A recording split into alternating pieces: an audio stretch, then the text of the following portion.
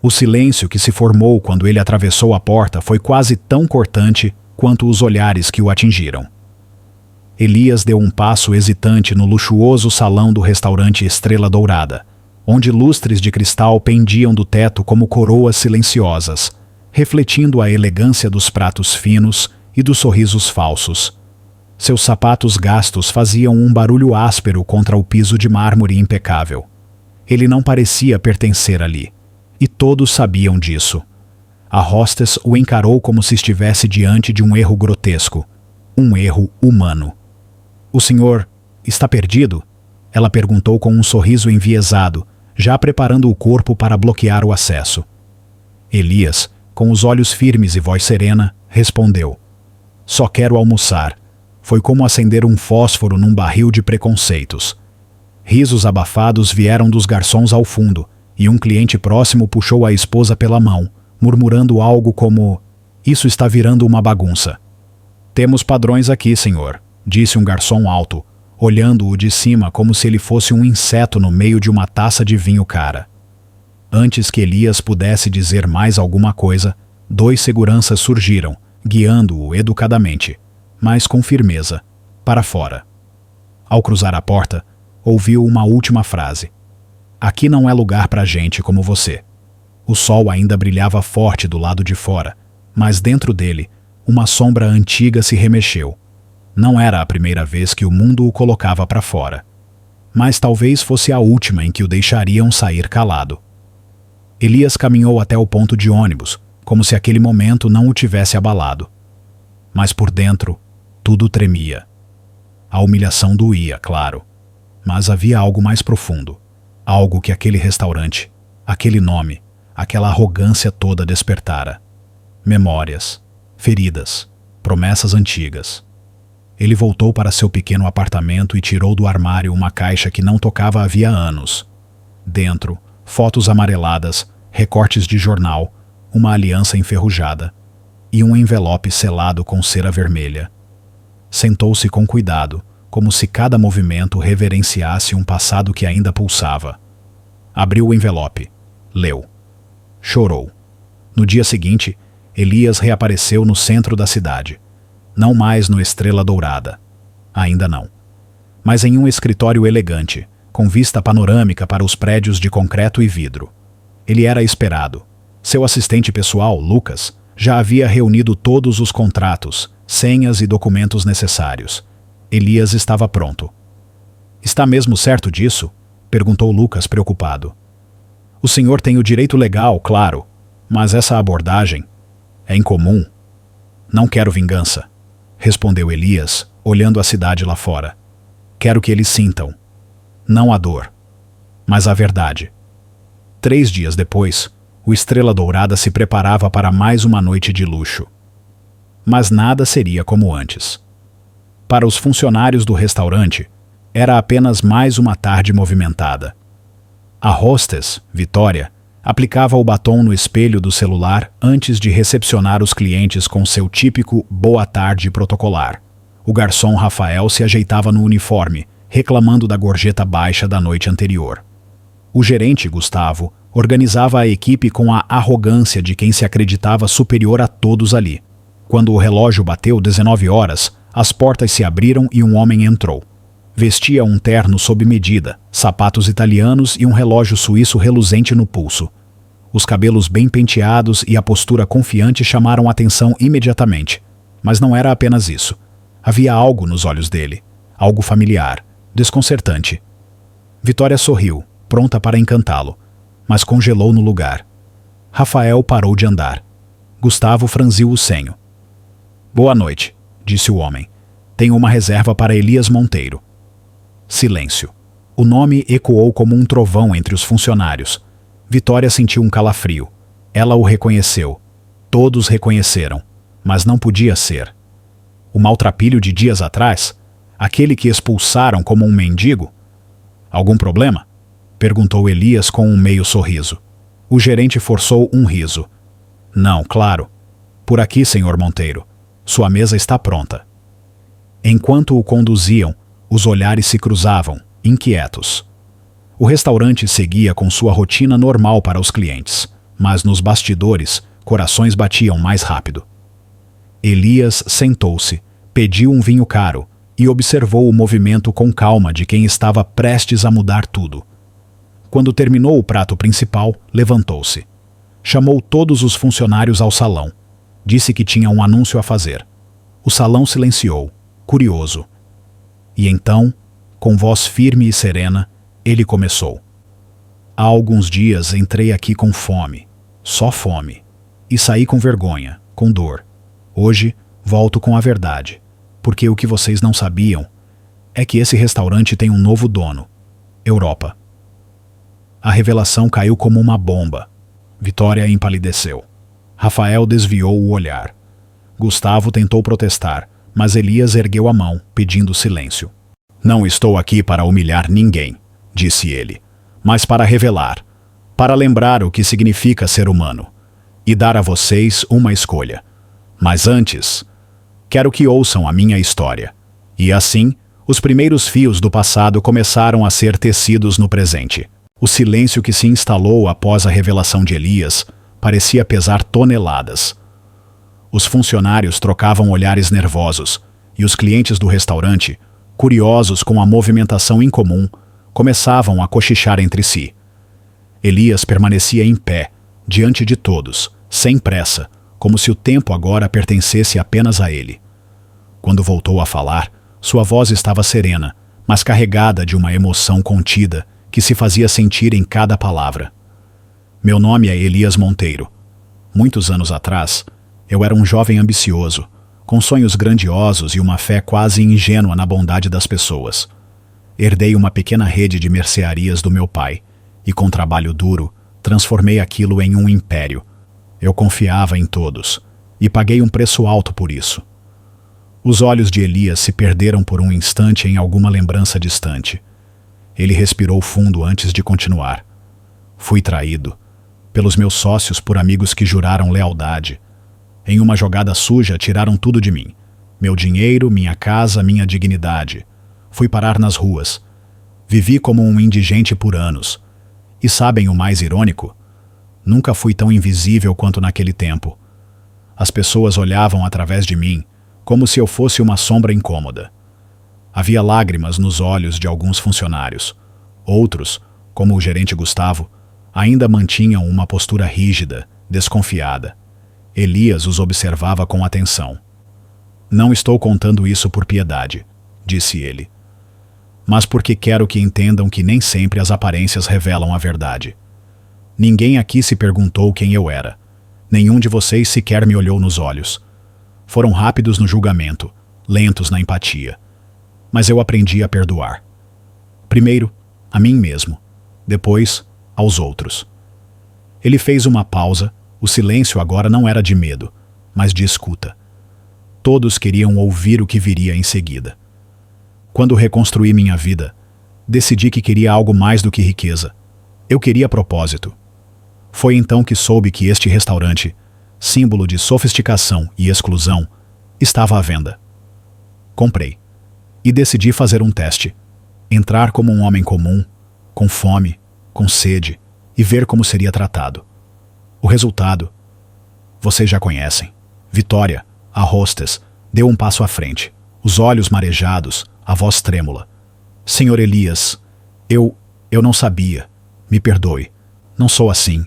Não queria ser cruel. Elias a encarou com gentileza, mas firmeza.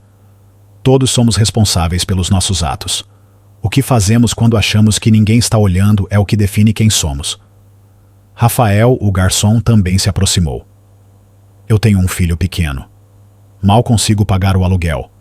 E mesmo assim, fui arrogante, porque me senti melhor do que alguém em situação pior. O senhor tem razão. A gente se esquece do que importa. Gustavo, o gerente, permaneceu calado, os punhos cerrados. Elias percebeu. E você, Gustavo? Tem algo a dizer? Isso tudo é um espetáculo, rebateu ele. O senhor quer se passar por herói, mas está nos expondo, nos humilhando. O que ganha com isso? Elias sorriu com tristeza. A verdade, Gustavo. Só isso. Eu não quero destruir vocês. Quero dar uma escolha. A cada um aqui. Podem sair agora, com suas desculpas e justificativas. Ou podem ficar. Ficar e mudar. Serem treinados, recomeçarem comigo. Mas com uma condição. Aqui dentro, ninguém mais será tratado como inferior. Nunca mais. O salão caiu em silêncio novamente. Cada funcionário enfrentava uma tempestade interna. Elias, então, caminhou até o centro da sala e entregou a Lucas uma pasta com os novos contratos de trabalho, com novas políticas de conduta, com programas de empatia e desenvolvimento humano. Eu também vou estar aqui, não como patrão intocável, mas como alguém que já esteve no fundo do poço e sabe o valor de uma segunda chance. Alguns funcionários começaram a aplaudir, discretamente. Clientes que haviam acompanhado a cena também se levantaram, alguns emocionados, outros admirados. O clima no restaurante havia mudado completamente, mas Elias não havia terminado. Ainda falta contar uma parte da história, a mais dolorosa, a que me fez entender que, às vezes, é preciso perder tudo para encontrar o que realmente importa. Ele olhou para uma das mesas e fez sinal. Uma senhora elegante, de cabelos grisalhos e olhos intensos, levantou-se e caminhou até ele. Alguns a reconheceram de antigas fotos no escritório. Era Helena, sua esposa. Ou melhor, sua ex-esposa. Esta mulher, disse Elias, segurando a mão dela com carinho, foi a razão pela qual lutei para viver quando tudo desabou. Mas também foi quem eu perdi, por não enxergar o que tinha enquanto ainda era tempo. Helena assentiu, emocionada. Quando Elias caiu, eu tentei ajudá-lo, mas ele recusou. Queria reconstruir com as próprias mãos. E conseguiu. Hoje, não reconheço só o homem de sucesso. Reconheço o homem que aprendeu a ser inteiro. O público estava comovido. Clientes enxugavam lágrimas. Funcionários se entreolhavam, tocados por aquela história de dor e redenção. Elias respirou fundo e concluiu. O Estrela Dourada será agora um símbolo. Não de luxo vazio, mas de respeito, de empatia. E essa transformação começa agora. A tensão do início havia se transformado em catarse. Mas o que ninguém imaginava é que a verdadeira reviravolta ainda estava por vir. Porque o passado de Elias escondia segredos que ainda não tinham sido revelados. E alguns deles estavam ali, entre aquelas paredes. No salão, o clima de comoção ainda pairava no ar, mas algo na expressão de Elias indicava que ainda havia mais por vir. Os funcionários pensavam ter ouvido o ponto mais profundo de sua história, mas aquele homem de olhos serenos carregava ainda um peso maior, um segredo que não poderia mais ser guardado. Elias caminhou até o centro do salão, olhou nos olhos de cada um e então disse: há algo que vocês ainda não sabem. Algo que torna esta história muito mais pessoal e muito mais dolorosa. Os olhares se voltaram para ele, tensos, silenciosos, atentos. Elias puxou do bolso um pequeno envelope amarelado pelo tempo. Suas mãos tremiam levemente ao segurá-lo. Ele o ergueu e, com a voz embargada, começou a falar. Quando fui traído e perdi tudo, além de perder meus bens, perdi também o contato com minha filha. Ela era pequena. Tinha apenas 4 anos quando sua mãe, minha ex-companheira, decidiu me afastar da vida dela. Alegou que eu não tinha mais condições de criar uma criança. E naquele momento, ela tinha razão.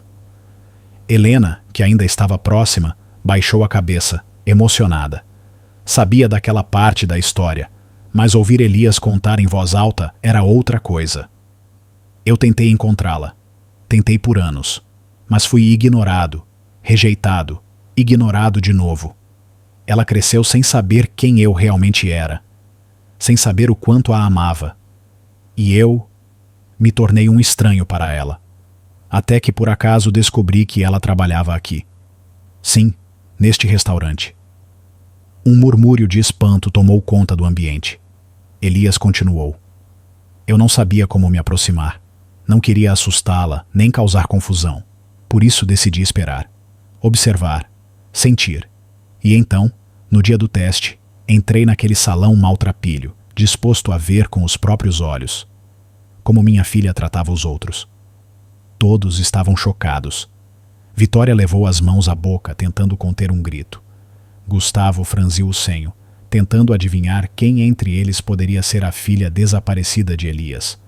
Foi então que Elias se virou lentamente para a jovem garçonete de cabelos castanhos, olhos vivos e jeito sereno, que até então se mantinha no fundo do salão, incrédula. Júlia. Ela deu um passo à frente, visivelmente abalada. Júlia, repetiu ele com a voz embargada. Você é minha filha. Um silêncio avassalador caiu sobre o salão. Júlia parecia paralisada. Os olhos marejaram imediatamente, mas ela ainda não conseguia acreditar. Como assim? Perguntou ela, quase em sussurro. Elias se aproximou lentamente. Eu sei que é muito, que é inesperado, mas eu esperei por este momento durante anos. E quando vi como você lidou com aquele homem maltrapilho, mesmo sem saber que era eu, com respeito, com educação, com bondade, meu coração se encheu de orgulho. Eu precisava contar, eu precisava que você soubesse. As lágrimas escorriam no rosto de Júlia. Ela caiu de joelhos, sem forças, como se todas as emoções que sempre carregara no peito tivessem transbordado de uma só vez. Eu sempre quis saber quem era meu pai. Sempre perguntei. Mamãe dizia que ele havia nos abandonado.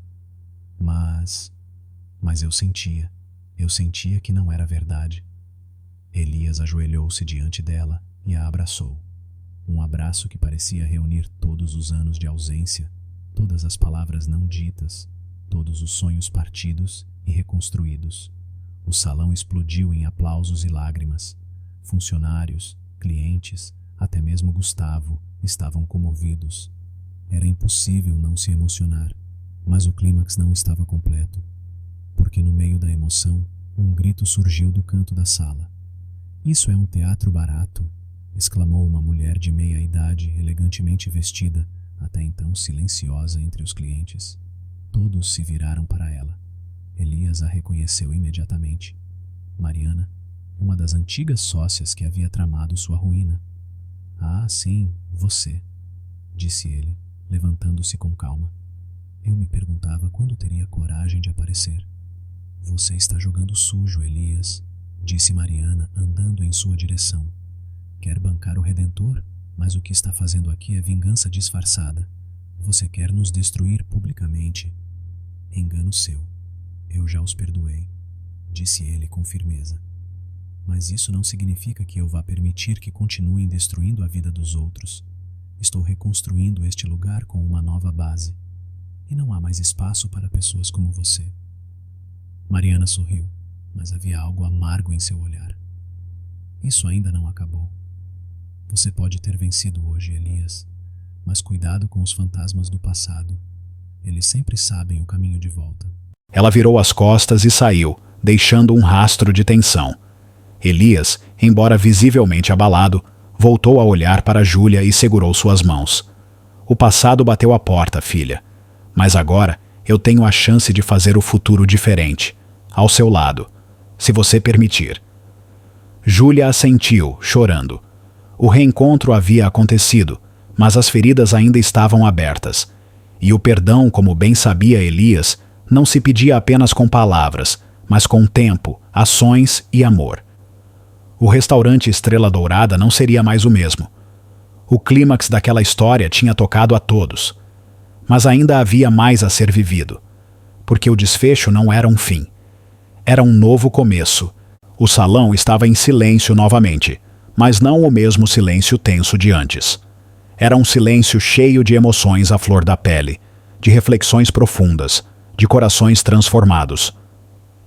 Elias permanecia de pé, ao lado de Júlia, sua filha recém-descoberta, enquanto todos os funcionários o observavam com olhos marejados e expressões de respeito. Ele respirou fundo, caminhou até o centro do restaurante e, com a serenidade de quem superou os piores dias da vida, falou: Hoje vocês viram quem eu fui, quem sou e o que me tornei. E mais do que isso, viram o que somos capazes de fazer uns com os outros, para o bem e para o mal. Este restaurante nasceu do meu sonho. Mas para que ele continue existindo, precisa mudar. Precisa renascer com outro propósito. Os funcionários se entreolharam, atentos. A partir de hoje, O Estrela Dourada será um restaurante-escola, um lugar onde pessoas em situação de vulnerabilidade poderão aprender, crescer, recomeçar. Quero dar oportunidades para quem nunca teve uma. E todos vocês, ele olhou para os rostos abatidos à sua frente, terão a chance de decidir, continuar comigo nessa nova missão, ou seguir outro caminho. O silêncio agora era outro, de choque, de surpresa, de esperança. Helena, disse ele, encarando a gerente. Você foi fria, arrogante, humilhou quem parecia não ter nada, mas também foi eficiente, inteligente e dedicada. Quero você comigo, se estiver disposta a aprender a liderar com o coração. Helena, em lágrimas, apenas assentiu com a cabeça. Gustavo, Elias continuou. Sua risada debochada ainda ecoa nos corredores.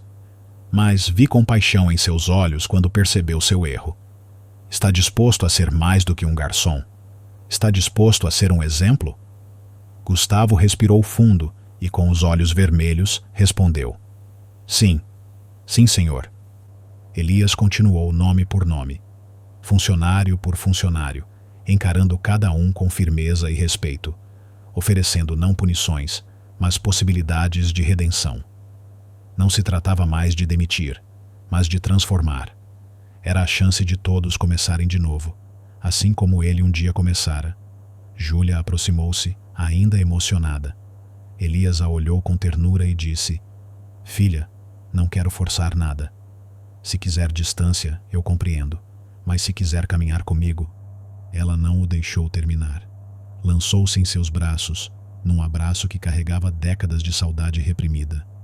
Chorou em seu ombro, como se todas as perguntas de uma vida tivessem finalmente encontrado respostas. Eu quero, pai, quero te conhecer. Quero reconstruir com você tudo o que nos foi tirado. A emoção tomou conta do ambiente. Alguns clientes choravam, mesmo sem entender completamente o que haviam testemunhado. Outros aplaudiam, comovidos pela transformação daquele espaço que, antes símbolo de luxo e exclusividade, agora se tornava símbolo de esperança e humanidade. Nos dias que se seguiram, o Estrela Dourada passou por mudanças radicais. O uniforme elegante dos garçons foi mantido, mas os olhares altivos deram lugar a sorrisos acolhedores. Helena passou a orientar jovens aprendizes com paciência. Gustavo virou responsável pelos treinamentos de atendimento. E, aos poucos, ex-moradores de rua, mães solteiras, refugiados e jovens sem oportunidades passaram a frequentar o local, não como clientes, mas como novos talentos. Elias, embora discreto, era visto todos os dias por ali. Dava conselhos, lavava pratos quando necessário, escutava histórias de dor e recomeço como quem já as viveu na pele. Júlia tornou-se sua parceira não só de vida, mas de missão. Criou um projeto social de capacitação para mulheres abandonadas, inspirada na própria mãe, e ofereceu atendimento psicológico aos novos funcionários do restaurante. Certa noite, quando o restaurante já havia fechado, Elias permaneceu no salão, observando o brilho das luzes refletido nas taças vazias. Helena aproximou-se, trazendo 2 cafés. Ainda não acredito no que esse lugar virou, disse ela, sorrindo. Eu também não, às vezes, respondeu Elias, rindo baixinho. Mas é real, e vai durar, porque agora tem alma. Ela assentiu, e por um momento, o silêncio confortável os envolveu. Até que Helena, olhando para ele com um misto de curiosidade e admiração, perguntou: Você ainda guarda mágoa, Elias? Ele olhou para o vazio por alguns segundos, depois respondeu: Não. A mágoa me alimentou por um tempo. Me deu força para me levantar. Mas depois me impediu de viver. O dia em que perdoei foi o dia em que realmente fiquei rico. Helena sorriu e brindaram com seus cafés. Ao fundo, o letreiro do restaurante piscava suavemente, iluminando as palavras Estrela Dourada, onde recomeços brilham. Elias sabia que a dor nunca desapareceria completamente, mas agora ela havia dado lugar a algo maior, propósito. E enquanto via um novo grupo de aprendizes entrando pela porta na manhã seguinte, teve a certeza de que seu passado difícil havia gerado algo bonito demais para ser esquecido.